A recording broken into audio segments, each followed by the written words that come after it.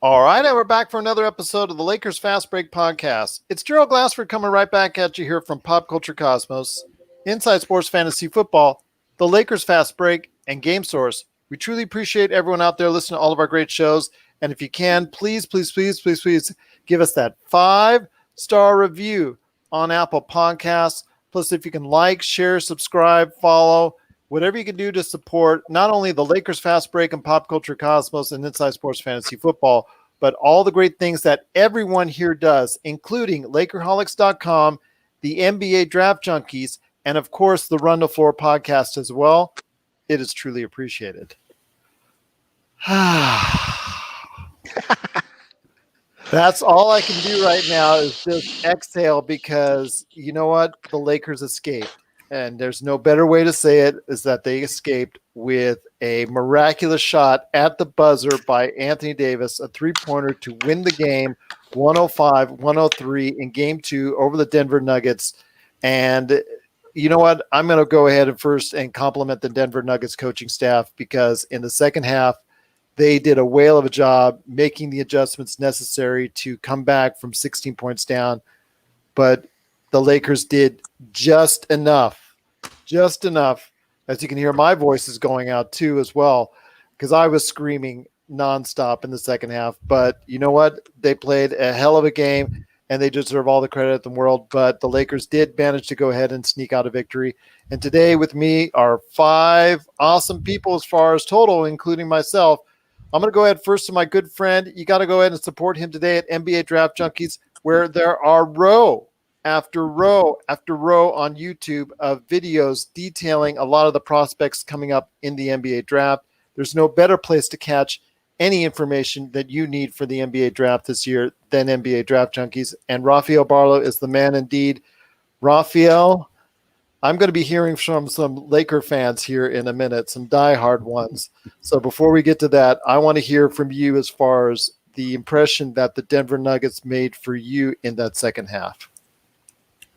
It's just consistent with what we've seen from them all playoffs. They don't get down on themselves. They keep playing. They're competitive, and what a heartbreaker. That was probably one of the worst ways to lose. I think 2.6 seconds. 40. Yeah, 2.6 seconds. Murray came up with a big block.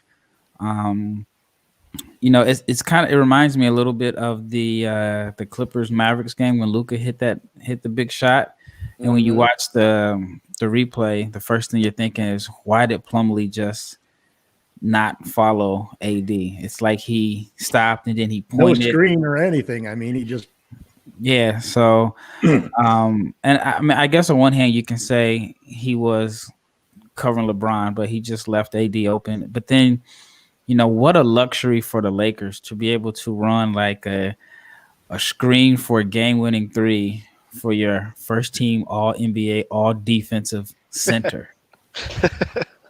And I said, earlier, I wanted to say, I know a lot of people are even on Twitter are kidding Maria Taylor about her for just forgetting and leaving him off the ballot. Everybody makes mistakes like that, and she does a great job normally, but go on Twitter. I'm just looking on Twitter right now as far as it's concerned. She's getting a little bit of flack and feedback because of what happened today. Come on, lay off. Mistake though. You cannot make that mistake. I know. I don't care your gender, race. Come on, man. On anywhere. Come on, man. Yeah. I can't.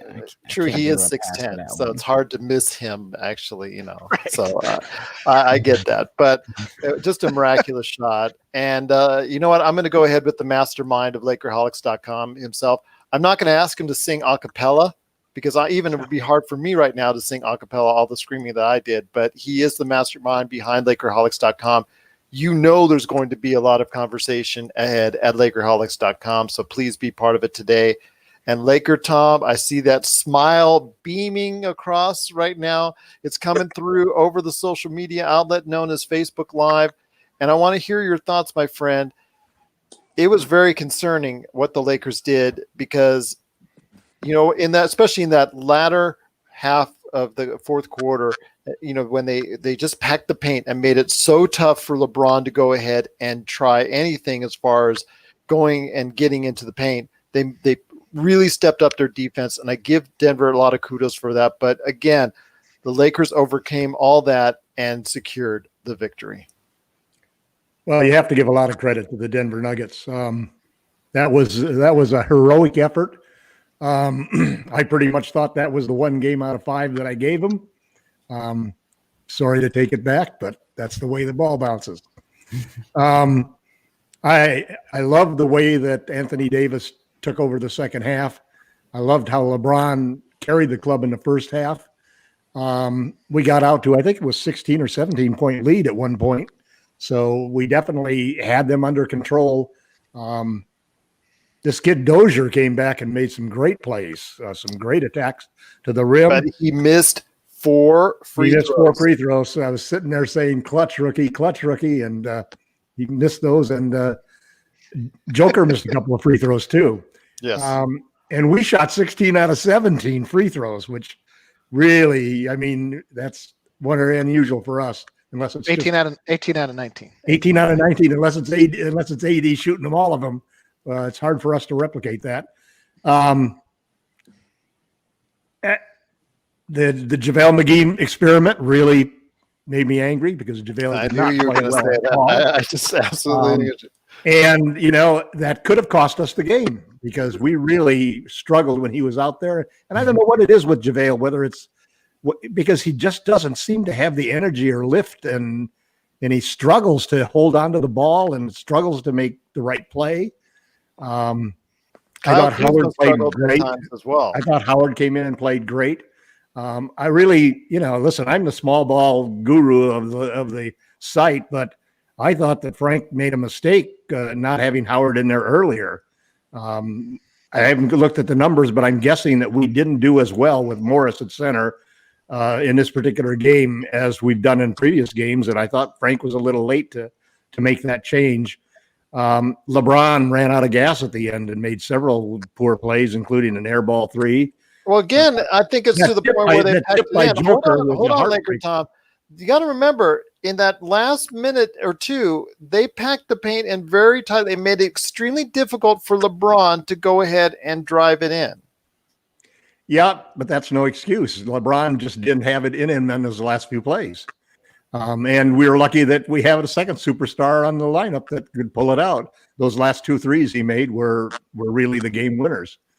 KCP, I thought, had a great block on Murray, and that was an incredible tip that Joker got in there. There's a little bit of luck there and getting that shot, but you got to give Denver credit. I think it's a sweep now. I think they lost their one chance for that one game. I agree. It's going to be hard for them to recover, even though we're going home to the Denver virtual fans. At any rate, the Lakers at times played sensational defense. The Nuggets at times came back on it really well. They're a better team by far than the Rockets and the Blazers were, but the Lakers are still so far ahead of them that I don't see how they can come back and win a game at this point in time. I'm going to bring out the broom right now. I think it's going to be a sweep. The Lakers in 4. Here we go. My gosh. All right. Well, also with us today is a good man indeed. He's one of the blog editors for Lakerholics.com. And I'll tell you what, Jamie, I know your time is limited with us today, but I want to hear your impressions. First off, I want to ask you this. I want to give credit to Aaron Foster, who is a friend of mine. He's actually a boyfriend of my sister-in-law, and he was actually we were watching it, and he was streaming from a different location while watching it, and he picked out that the Lakers went for 8 straight 3-pointers at the end of the game, and that's a recipe most times for disaster. I want to hear your thoughts on continuously going to it. I think that was basically by design for the Denver Nuggets because, again, they packed the paint, which LeBron's, as LakerTom says, LeBron, even superhuman himself, is supposed to go around 4 different players, just to get to the basket because that's get the ball to one of those guys on the outside who's going to be open when they. Well, he tried to, but admittedly he got an offensive foul on one of them. But I digress. I want to hear your thoughts on what in the second half the Denver did so right, and what does the Lakers need to do to go ahead and keep this going, to go ahead and fulfill LakerTom's prophecy of a sweep? I mean, I don't know that they can fulfill that prophecy. I think it still may end up being a game or two goes Denver's way. I thought Denver kind of found a way to stay in the game better today. You know, there's always that moment in a playoff series, I feel like, where the team that's not expected to win, like, kind of uncovers, I don't want to say like a secret formula or whatever, but like they just find the right combination of guys, they find the right strategy to use on a team that kind of evens the playing field. And for Denver tonight, I thought that the way they basically said, take the three. Like, that's the shot they gave up. They chose to give up the 3-point shot, and the Lakers weren't able to knock enough of them down to pull away in the second half. And that's one of my issues with the Lakers being, you know, a 3-point shooting team, in that we're not. We're just not a good 3-point shooting team. Danny Green, I keep waiting for Danny Green to have that game or series. Or He did have a couple today. But I mean, I think he shot like 4 for 10, and a lot of those. 4 for 10. If you're talking about from the 3-point area, I mean, it's not terrible. It's 30%, not terrible. It's 3 for 10. 3 for 10. I was so. I mean, that's like average Danny Green, right? Like, and I think we shot under 37% from three, which is, we need to shoot better than that if we're going to rely on the 3-point shot. So it's not a weapon that the Lakers are either good at or comfortable using. And we're not designed to win that way. So I think that we'll see a lot more of that going forward from Denver. I think we'll end up seeing a little bit of, I know, hold on a sec. It's just one of those things where I think that we'll see a lot more of this going forward. And as we see more of this going forward, it's going to be interesting to see if the Lakers what the Laker adjustment is. I was actually thinking at some point in the second half that even though Jokic is probably going to eat Morris alive, we might end up seeing a little more small ball from the Lakers than we saw today, just to try to get another decent 3-point shooter out there. I don't know if that's what we'll do or not. It just wouldn't surprise me to see an adjustment like that from Vogel. We did only see 13 minutes, I think, of Dwight Howard tonight, compared to a little bit more. Yeah, 13 minutes. He had a pretty good game. I don't know if Frank was thinking that Denver was expecting Dwight Howard to come in. I'm not sure why he played so sparingly. I kind of agree with LT on that. I thought like 20 minutes of Dwight Howard would make more sense. But it is what it is. And regardless of how it all worked out, the Lakers walked away with a W, and for Laker fans, that's the most important thing. And that's a heartbreaking way for the Nuggets to lose. That's one of those. It's one of those moments that it could tilt the series, but I don't see that happening with this team. The one defining trait of Denver is they are like the Terminator. Like, you blow them up, you shoot them in the head, you push them off a cliff. They climb back up, they get back up, and they come and they keep attacking. So I don't expect for that to change. And I wonder that we might just see more of that. Pack the paint and let them cast off from three and live with it. You got to live with something in the NBA. You take something away, you give something up. It's the cardinal rule. And I think Mike Malone and company are going to be just fine letting them chuck threes at a rate that we're not really comfortable or built to sustain. Well, hopefully it will continue as far as the success for the Lakers, so we can say "Hasta la vista, baby" to the Nuggets. But again, it's still up in the air with the Lakers having a 2-0 lead. But also with us today is another blog editor for LakerHolics.com, and Sean Grice, aka Magic Man. You got to be satisfied that the Lakers were able to pull it out. How was the first half? Let's talk about a little bit about the first half and what the Lakers did right, because they built up to a 16-point lead. And Alex Caruso was a major factor involved in that. Yeah, he was, Gerald. Both LeBron and Alex, it looked to me, made a concerted effort to be aggressive, to put the pressure on the Nuggets defense and to adjust to their synergy again. I mean, I really like the two of them playing together. And Vogel's been able to find a combination of three players to surround them, usually AD and then You've seen KCP a lot in the lineups that are favorable as far as plus minus goes. And then it's usually a mixture of a Danny Green or someone else. I thought the first half was, again, I think AD just is treading water again. He's kind of figuring out when to assert himself, when he really needs to turn it on. And he was capable of doing this in the regular season by himself with the Pelicans because he, quite honestly, didn't really have a veteran like LeBron who has a sixth sense of when to just put your foot down on the gas and just go. He never really had that. Now he does. And he doesn't really need to it's non-communicative with them now.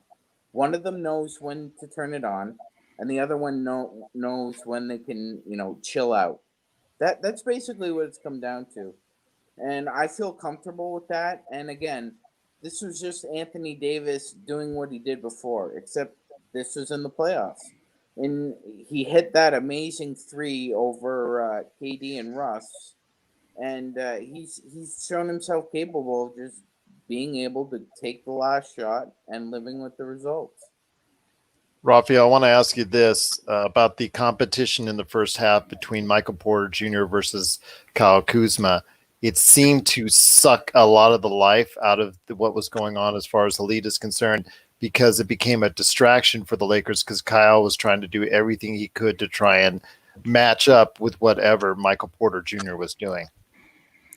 Yeah, I mean, he just has to know his role, that he is arguably their third option, and you can't just get caught up in those individual matchups. But that's the thing about having veterans on the team. They they were able, I'm sure they gave him a few words at halftime. So but yeah, I mean, he just got caught up in the whole little individual thing, and I'm sure there were jokes on Twitter about it. Oh, absolutely. Because Kyle Kuzma clearly did not win that one-on-one matchup. And he's not a one-on-one guy. No, he's not. But he thinks he is. I was gonna say he thinks, he believes he is. He will be on the team they trade him to. Oh, geez. LakerTom. Well, LakerTom. Okay, LakerTom, I'm going to tell you right now. You see this is a ticket. This is a ticket that I'm holding that I'm not yet going to go ahead and cash in on the Rondo train. So because playoff Rondo was not there today, we got an okay enough Rondo to get the job done. But it certainly wasn't a performance that we've seen in the past week, and which to me was to be expected because I knew at some point he's going to come down to earth. But he just didn't seem when he was in there that the offense flowed as well, which is what he's supposed to be in there for when LeBron's out or when LeBron is playing off the ball. So I want to hear your thoughts on playoff Rondo not getting it done as well tonight. Well, I think when you look at the stats, and one of the things that jumps out, and I think which is the real difference in this game as to why it was a close game, were the turnovers. We had 24 turnovers. Ridiculous amount. LeBron had 6 turnovers. Rondo had 5. Rondo had 5 turnovers, and Kuzma had 4 turnovers. That's the inexcusable one. And then when you look at the whole situation about Rondo, one of the things that really disturbed me, as I said earlier, was that we were not getting good results when we had Morris in there and LeBron, and we were playing really small. They were killing us on the boards. They were driving to the rim and getting layups, and nobody was protecting the rim. We had a -8 when Morris was in the game and a +10 when Howard was in the game. And yet Howard played very few minutes. I think this was an adjustment and then you also take the fact that we wasted, how many minutes did JaVale play? He ended up playing 12 minutes. So you lost 12 minutes there. You were just going to die on that hill, aren't you?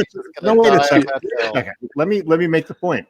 You lost 20 minutes in the game when you're not playing your best players and your best combinations. And one of the things that Rondo really needs in order to be effective on the court is he needs to have a dunker. He plays much better when there's somebody that can get those lob passes, because that's one of the things he really does well when he penetrates. when he penetrates and he doesn't have a dunker to throw that lob pass to, that eliminates 1/3 of his options. So I think the adjustment we're going to see in the next game is that McGee is not going to start. Howard is going to start.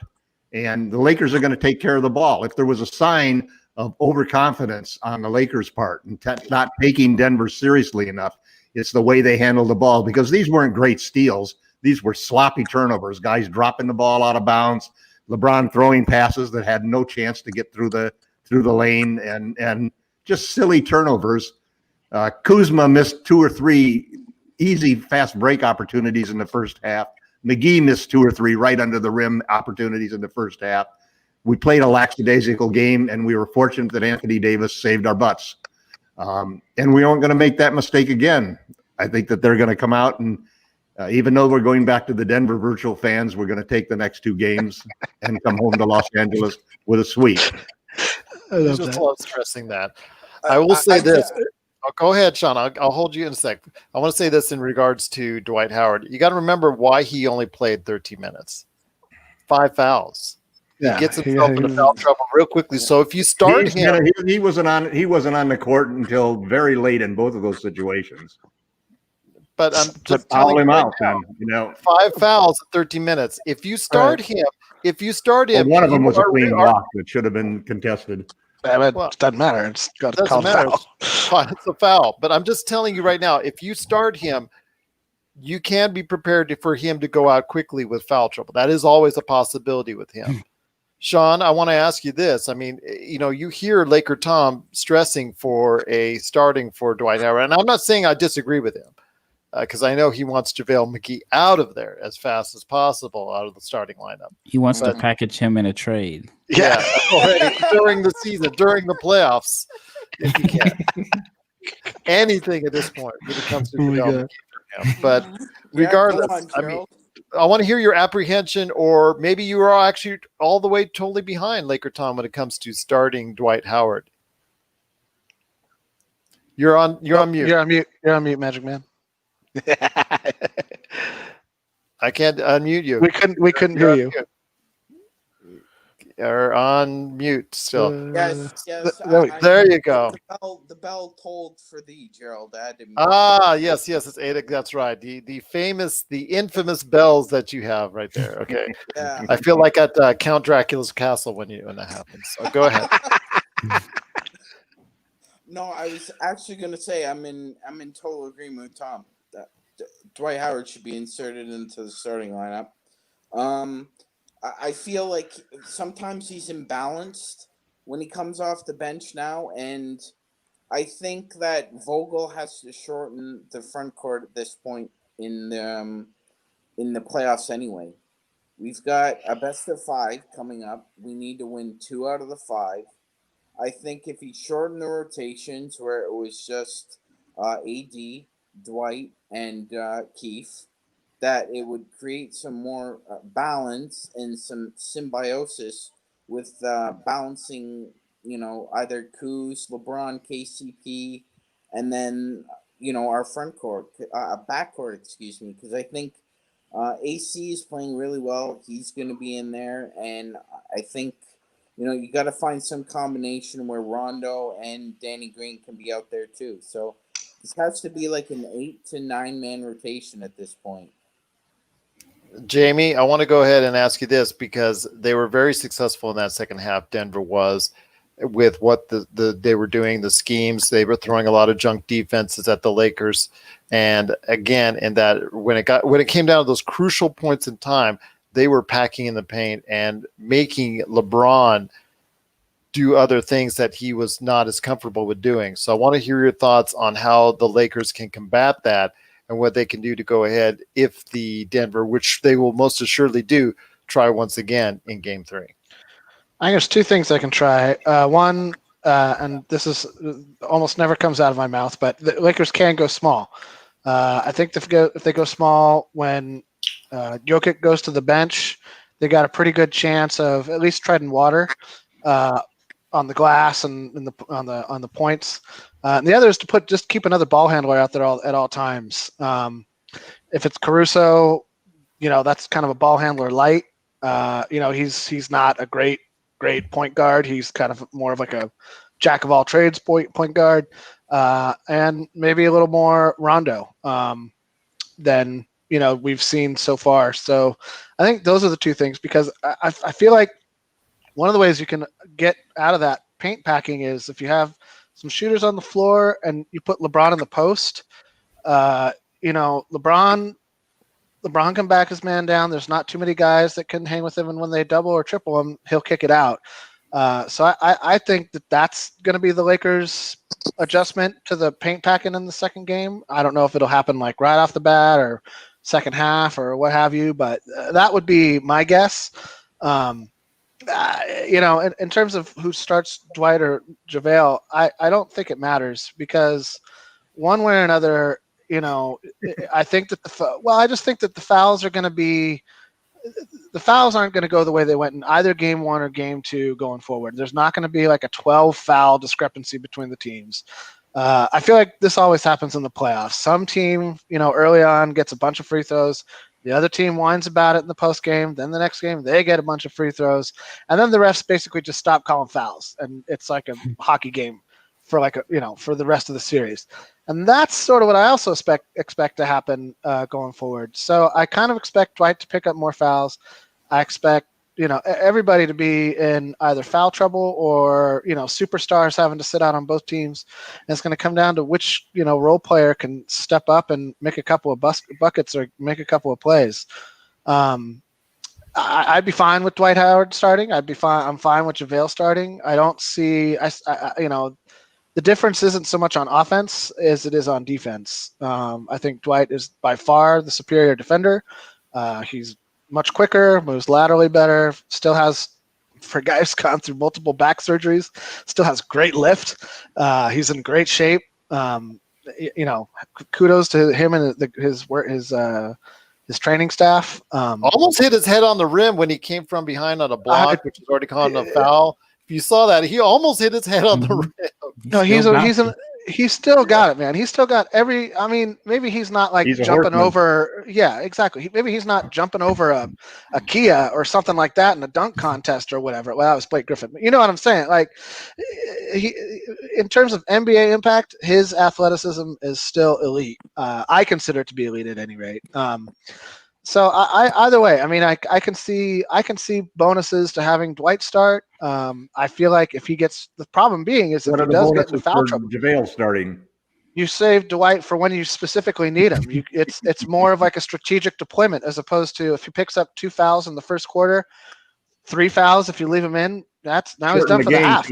Shorten the game to a 36-minute game.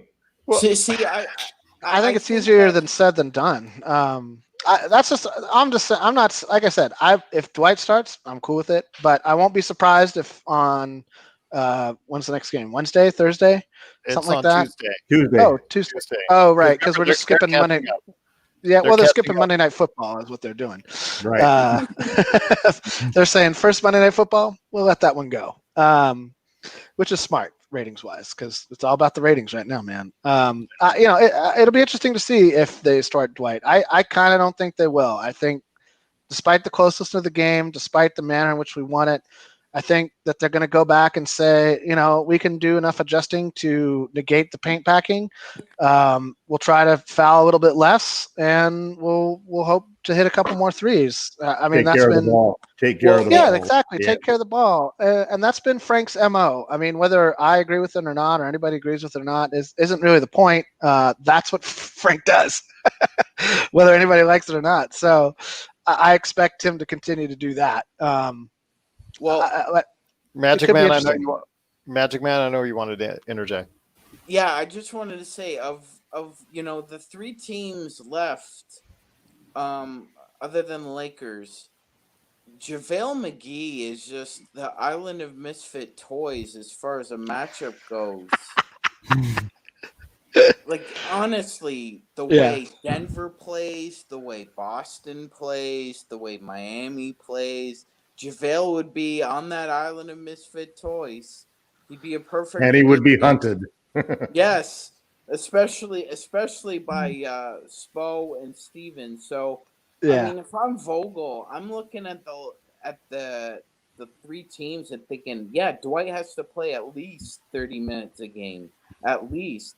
And he's conditioned. He can't make it because of foul trouble. I'm telling you, with Dwight Howard, it's a ticking time bomb. Either he gets the other team in foul trouble or he gets himself in foul trouble. Sometimes it's both.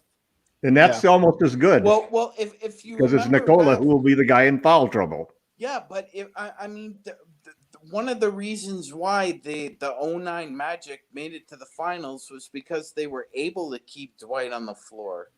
Because even when he was prone to foul trouble, they surrounded him with competent defenders, and they surrounded him with shooters, and he was able to get in pick and roll situations or able to avoid those spots that unfortunately he gets involved in now with the Lakers. But I mean, if you just watched a little bit of film from those 09 team, Dwight can do, like Jamie said, and like Rafael said, Dwight can still do a lot of the same things he could do back then.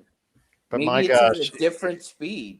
But if he'd ever embraced the pick and roll, I just think of where he'd be right now. But again, honestly, that's what Rafael was saying, and I can't agree with him more on that. Especially when we had D'Antoni as a coach and Kobe. That would have been.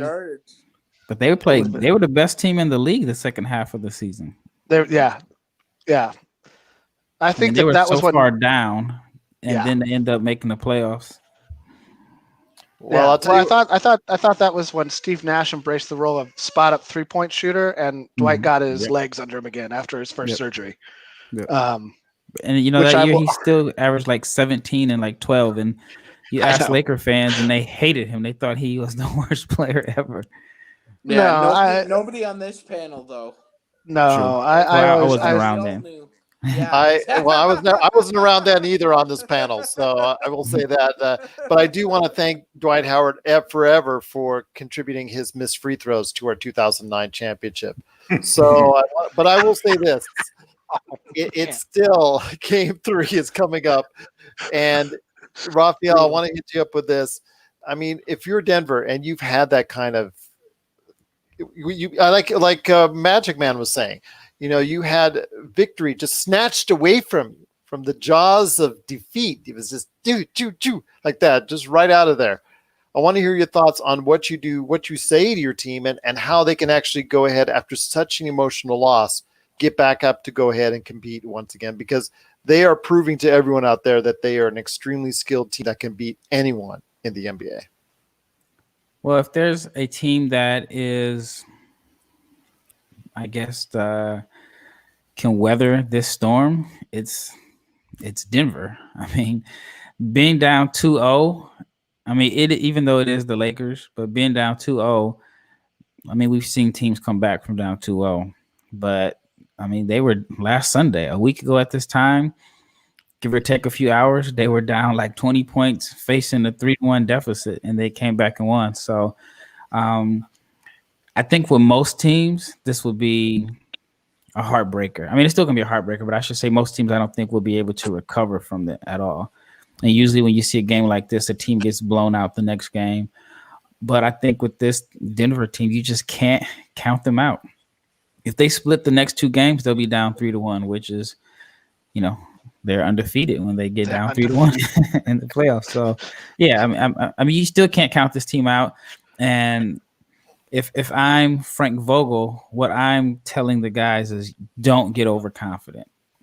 Don't get overconfident. They may get a little overconfident this game. This Denver team is not going to go away. Even if you're up 3-0, even though history says it's impossible for a team to come back from down 3-0, this Denver team just doesn't want to go home.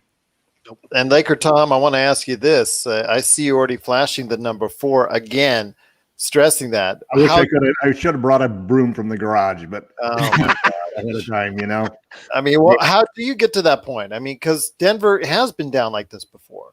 I mean, you've got one of the most resilient teams ever when it comes to the NBA playoffs, ever.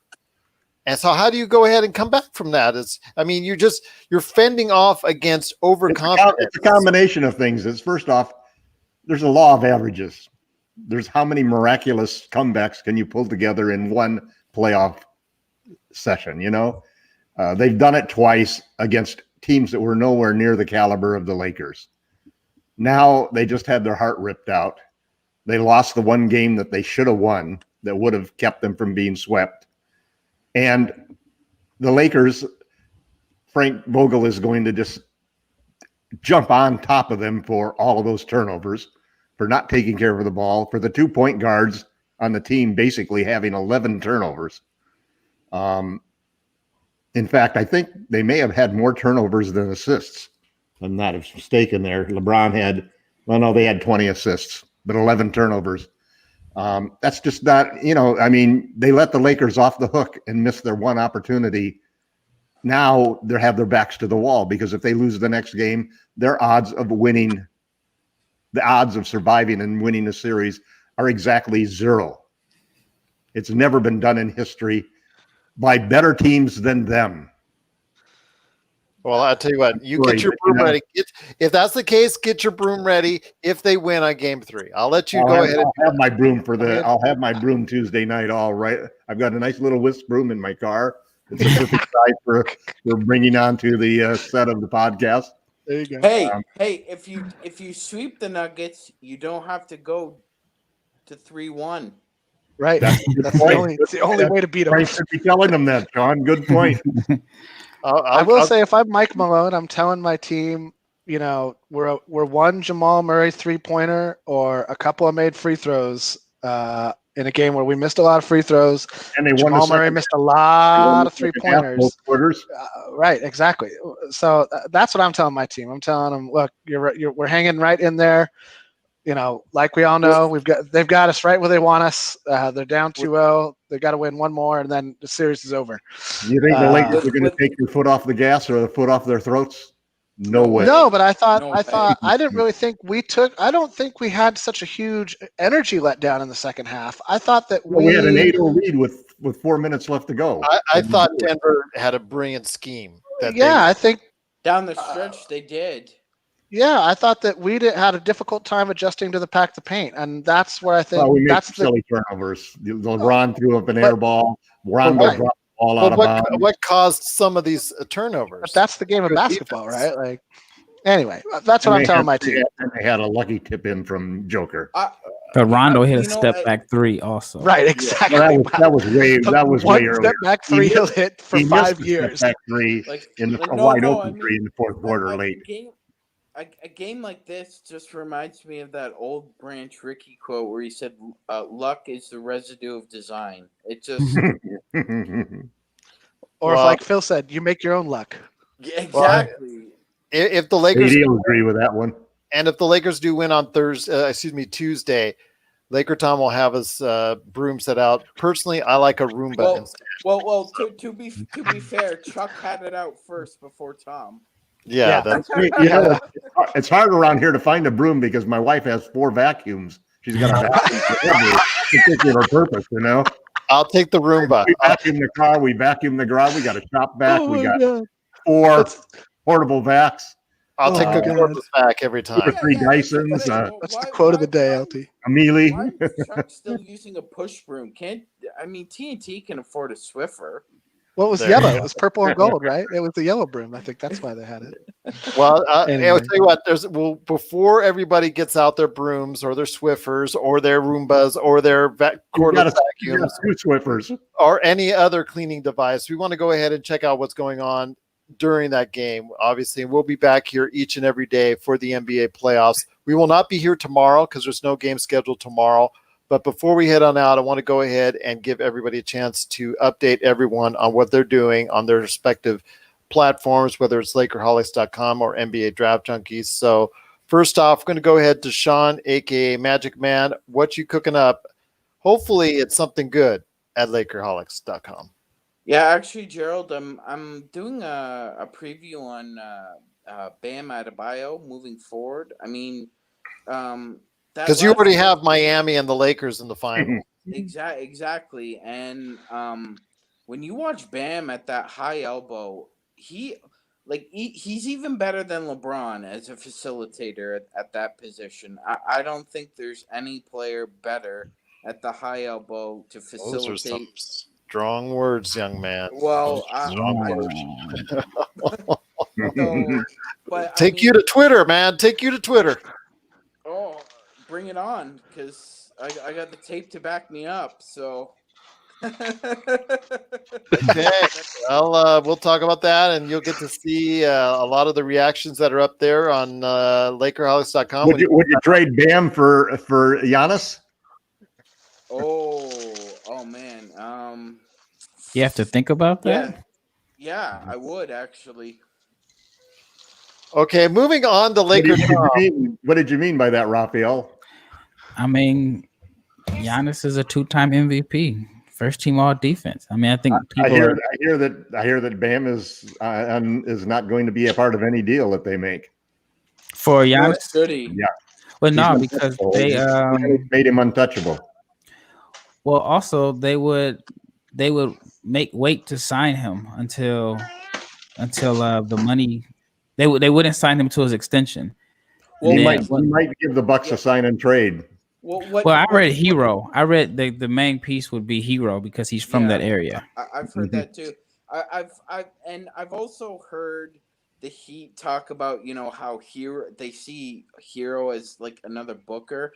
I just think that's trade bait leverage to me. I think Hero's a really good player, but I don't think he has the offensive versatility that Book has. We didn't think Booker had it either coming out. I mean, they're both Kentucky guys who were better NBA rookies than they were in school. Who plays the best defense on him? Could you say John Calipari? Yeah. Yeah, I mean, you can look at Cat and say Cat is the a lot of guys like that. Yeah. Cat's the best shooting big man ever, and he didn't shoot threes at Kentucky. No. Yeah. And as far as Bam goes, he just transformed his body, man. I mean, it's sculpted. It's different now. He's not afraid of contact. He's aggressive offensively, and he's really cut. And he doesn't need to develop a shot like Giannis does. No, he doesn't. Or free throws.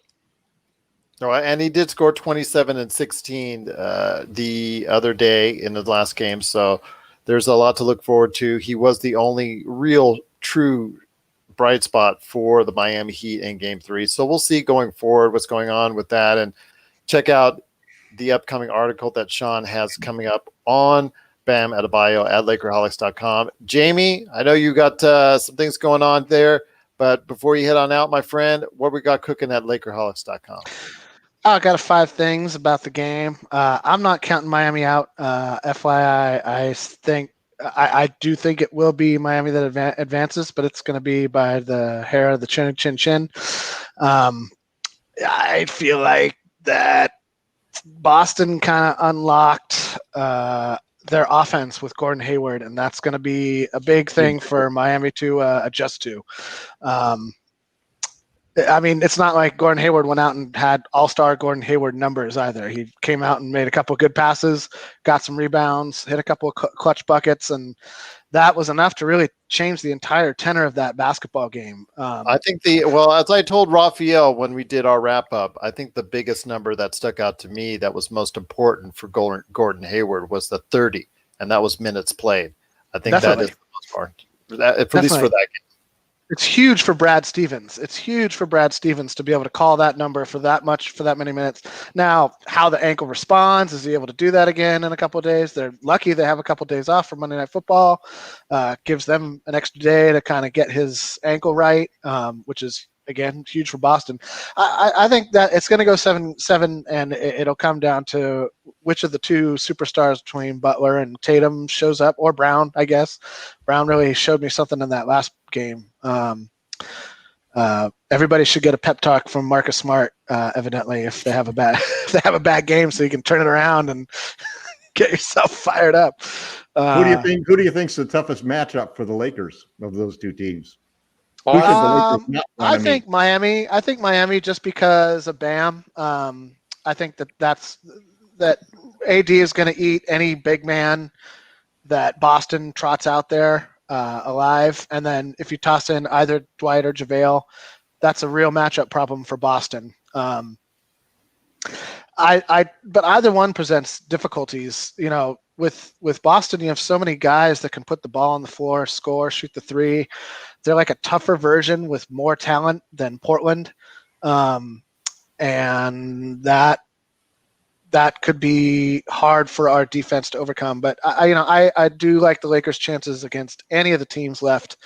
I've picked the Lakers to win it all for a while. Like that, nothing I've seen has changed that in my mind.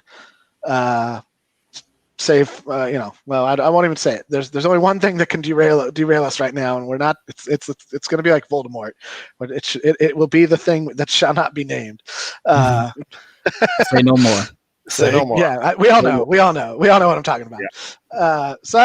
That's my feeling. I feel like the league would love Lakers Boston more than anything because that's going to be the biggest TV revenue. But honestly, there's a lot of cool narratives with Miami too. You've got Riley versus LA, you've got LeBron versus Miami, you've got the only thing missing would be Dwayne Wade over there against LeBron, but we're one season too late for that. And they'll find a way to make that a story. Totally. Yeah, exactly. I'm sure they'll let D-Wade into the bubble or something like. So he's over there next to Rondo's brother, and they can duke it out or whatever. Right. Go ahead. What I mean? I know the traditionalists would probably prefer to see a Lakers Celtics series, but to me, the more juicy, more intriguing matchup is the Lakers and the Heat because. Now the Heat are a legacy franchise, and they're playing the legacy franchise in the finals for the first time. I think that'd be really cool. I think that'd be something that the NBA could really build up because with or without Hero or Robinson, the Heat are going to be contenders now for the next at least 5 years. So well, that's what's. Oh, go ahead. Yeah, no, I was just gonna say it's an arms race now. Brooklyn's coming, KD's coming back. We know what they're about. Miami Warriors are coming back. Warriors are coming back. So now we know what's up. Which is why we have to win this year. Exactly.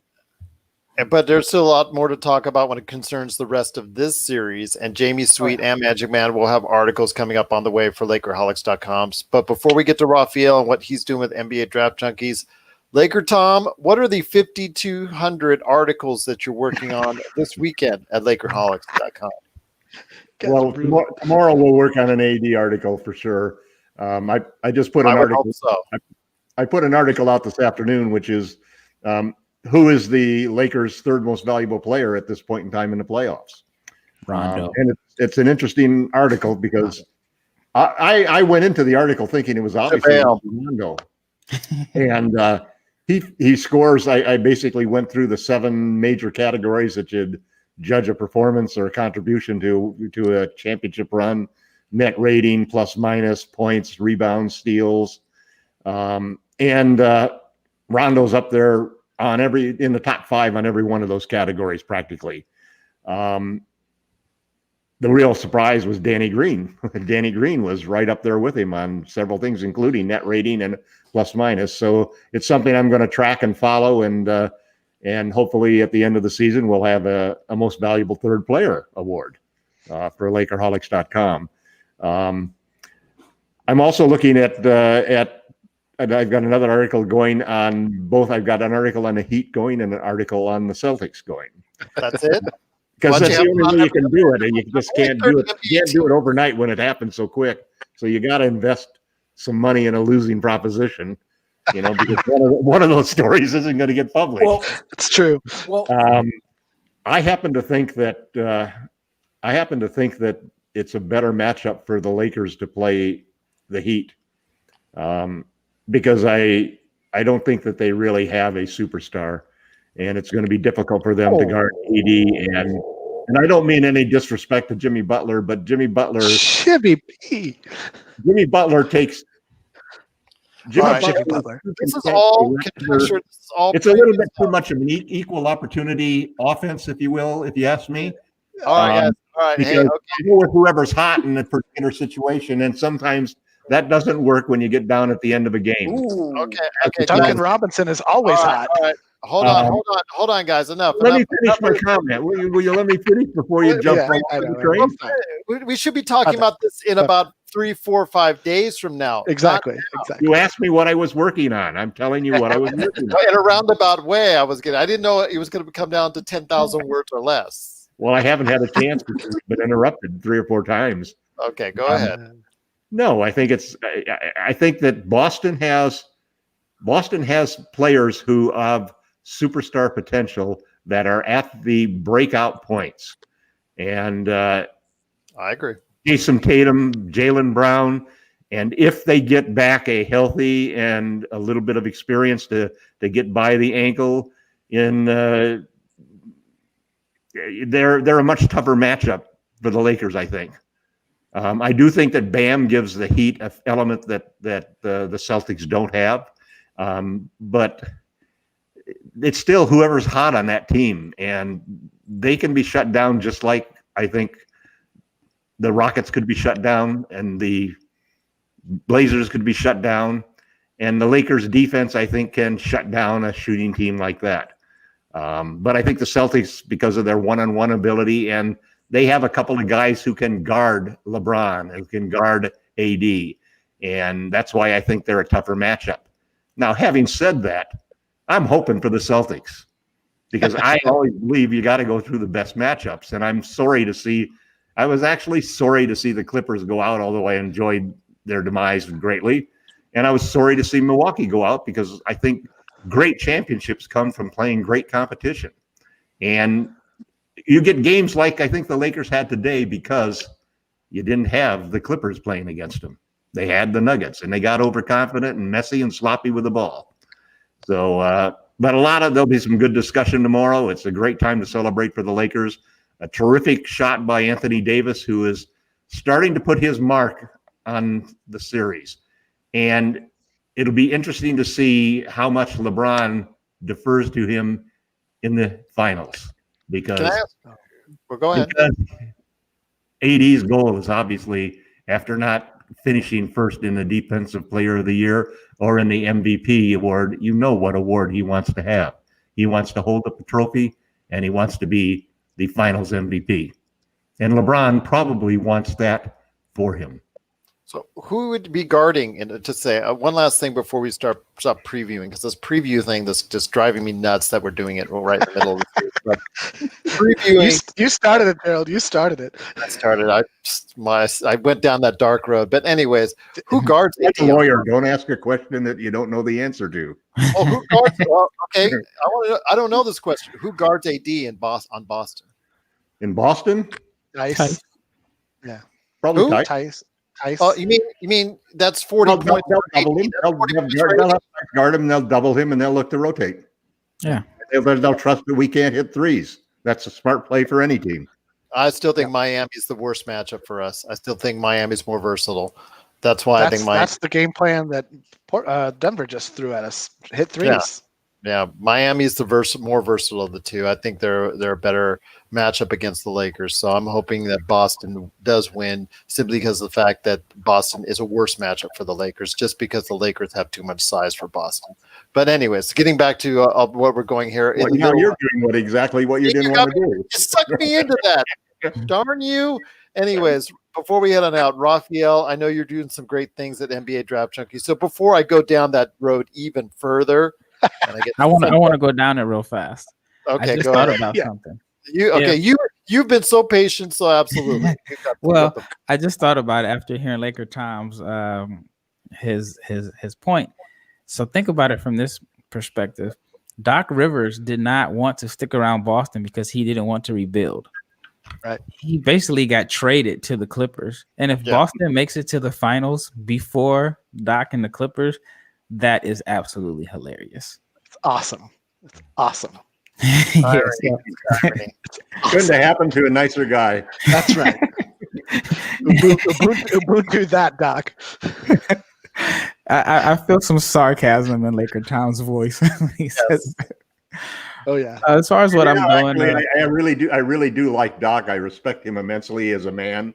I think that he's stood up and made some of the best comments that I've heard from any coach about the In Black the bubble. Lives Matter movement and the importance of voting and things of that nature. Yes. So I've gained a lot of respect for Doc as a human being and as a leader. As a coach, I'll leave it at that. Well, I think that's what has helped him keep his job throughout, the fact that the Clippers haven't made it past the second round. The way he handled the Donald Sterling thing, I think that has helped him. If he had a different personality, then Would not have survived. Yeah. You're right there. Yep. But that's good. There's something to be said about character. The Clippers definitely needed some character, and Doc brought it along. Yeah, Would you just say being that's media friendly. Yeah, I was going to say election. media savvy, very media savvy. Yep. So Rafael, before we head on out, my friend, I need you to give everyone an update on what's going on with NBA Draft Junkies because we won't be on the air until Tuesday, you and I, my friend. So what's going on with you? Yeah, I should have a couple of videos, at least 2 videos up by then. I mean, I have them. I'm like LakerTom in a sense. I have them in the chamber. I just have to do a couple of tweaks before I release them.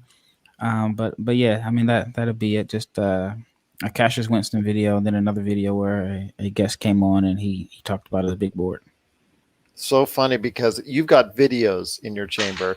Tom's got articles in his chamber. I've got podcasts waiting for me. So I guess the difference is, like with my videos, they get released no matter what. LakerTom's articles are like those T-shirts during the Super Bowl.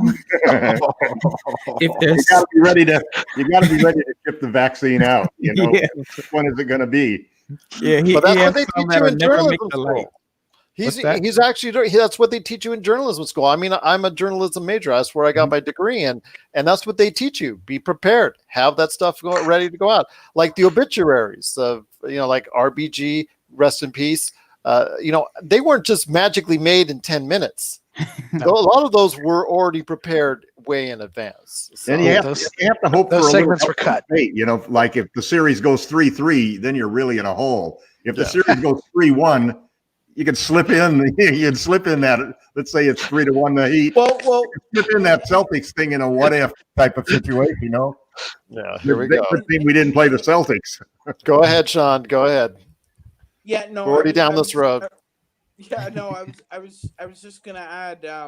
I didn't get a chance to respond, but Tom thought that the Clippers acquiring a real point guard would actually solve the problems. I actually don't think there's a point guard out there that's what they need.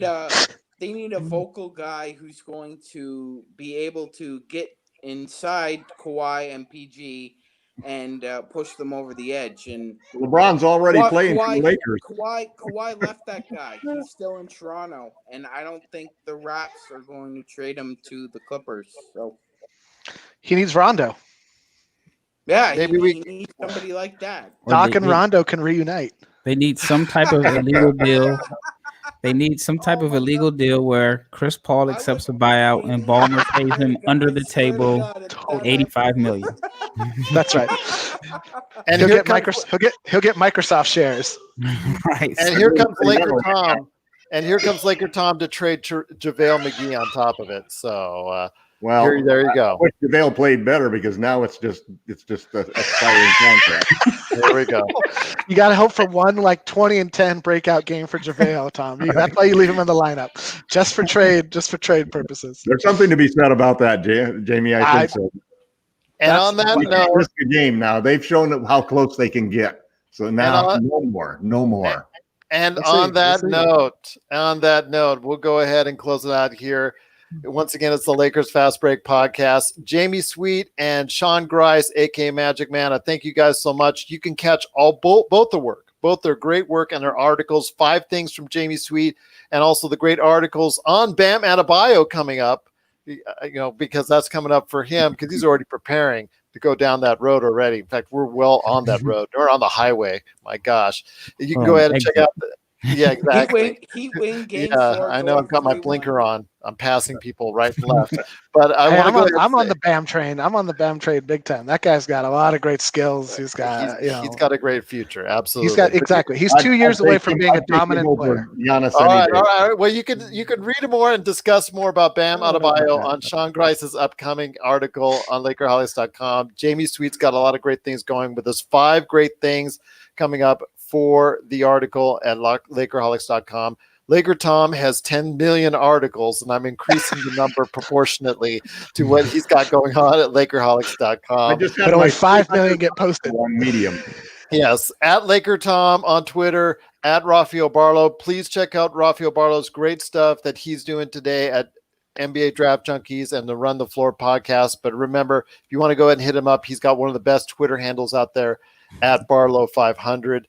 But for me, it's at Lakers Fast Break on Twitter. And then also don't forget for the latest coverage and latest news and information on anything in pop culture, we drop a new episode of the Pop Culture Cosmos on Monday. Since there's no Lakers Fast Break coming up that's new and fresh on Monday, check out the Pop Culture Cosmos on Monday as well. Well, my friends, it's been great going down the road with you after a brilliant victory, last second escape for the Lakers, 105-102. I'm so thrilled. I'm still glad I still have my voice, and LakerTom as well. But 105-102 victory over the Denver Nuggets, 2-0 in the Western Conference Finals.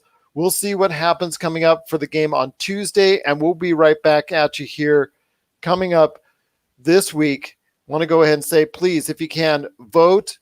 Register to vote if you're not already, but please vote and make a better world for our future, for all of our kids and everyone out there. Please, thank you so much for listening to us and watching us right here at the Lakers Fast Break podcast. President says vote twice.